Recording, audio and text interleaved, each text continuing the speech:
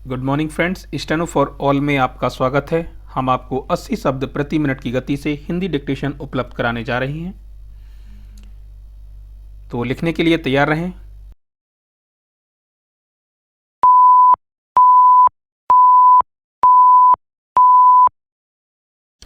Doctor प्रीतम गोपीनाथ राव मुंडे BD. धन्यवाद सभापति महोदया, मैं आपका बहुत बहुत आभार व्यक्त करती हूँ। आपने मुझे एक बहुत महत्वपूर्ण विषय पर अपनी बात रखने का आज मौका दिया है।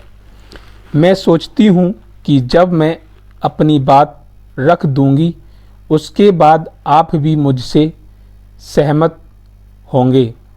काफ़ी सारे सांसद मेरे बोलने से पहले एसोसिएट करने की तैयारी में हैं। मैं समझती हूँ कि पिछले साल सरकार की प्राथमिकता कोरोना से जूझने में अपना योगदान देने की रही है। इसके चलते सांसदों का जो स्थानीय विकास निधि है उसका पूरा वर्गीकरण कोरोना से जूझने के लिए अगले साल तक के लिए कर दिया गया है। लेकिन लोग जिस उम्मीद से, जिस भरोसे से हमको चुनकर भेजते हैं, तो वे हमसे कुछ उम्मीदें भी रखते हैं।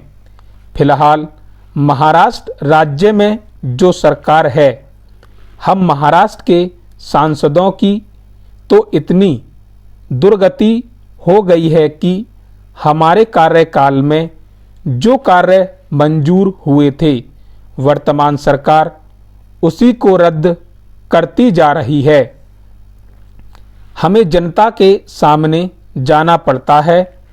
हम विकास का काम लेकर नहीं जा पा रहे हैं। मैं आपके माध्यम से सरकार से निवेदन करना चाहती हूं कि सरकार इस बारे में पुनर्विचार करे। यदि सरकार 100% नहीं तो कम से कम कुछ हद तक हमारे स्थानीय विकास निधि को यूज करने की सहूलियत देगी, तो हम भी कुछ काम लेकर जनता के सामने जा पाएंगे, क्योंकि इससे भी इंफ्रास्ट्रक्चर डेवलपमेंट का ही काम होगा। मुझे तो लगता है कि आज यहाँ मौजूद सारे सांसद मुझसे रिलेट करेंगे। मैं आपके माध्यम से निवेदन करना चाहती हूँ कि फिर से जनता के सामने जाकर उनके मुद्दे उठाने के लिए और चुनाव के समय उनके सामने वोट की अपील करने के लिए हमारे पास कोई तो चेहरा हो। कोरोना में हम लोगों ने बहुत अच्छा काम किया है, लेकिन हमारी यह भी जिम्मेदारी है कि हम अपनी निधि से कुछ इंफ्रास्ट्रक्चर खड़ा कर सकें। मैं आपके माध्यम से यह मांग करना चाहती हूं कि सांसदों को अपने स्थानीय विकास निधि को खर्च करने की सहूलियत भारत सरकार जरूर दे। सभापति महोदया, मेरे लोकसभा क्षेत्र चुरू के अंदर एक बहुत ही महत्वपूर्ण राष्ट्रीय राजमार्ग वर्ष 2016 में प्रिंसिपली अप्रूव्ड हुआ था।